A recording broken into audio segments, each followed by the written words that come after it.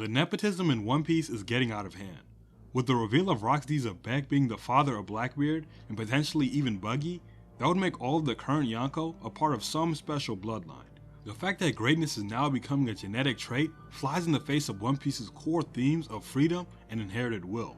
The way inherited will makes One Piece special is by subverting the classic fantasy trope of a character being the chosen one simply because of their lineage. If One Piece truly followed that trope, you'd expect that the successor of the Pirate King Roger would be his son, but in fact, Roger's son Ace actually ended up following Whitebeard instead, and it was Luffy that inherited Roger's will. Likewise, Luffy didn't follow in his father's footsteps to become a revolutionary.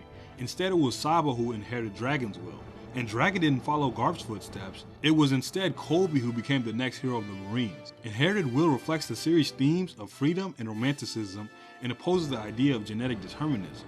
Even the suggestion of Conqueror's Haki being genetic breaks this theme, because it makes it harder to blame the celestial dragons for thinking they are superior to humans when there actually is a genetic trait that allows you to dominate weaker people than you.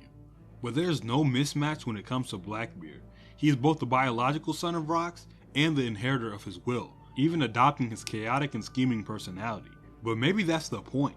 Blackbeard thinks that he will inherit everything from Rocks simply because he's his son. But the difference between Rocks and Blackbeard is the difference between a conqueror and a coward. So far, Blackbeard has perfectly executed Rocks' plan to take over the world, but he took shortcuts instead of climbing his way to the top naturally, which is why Rocks is a Haki monster and Blackbeard is a devil fruit merchant.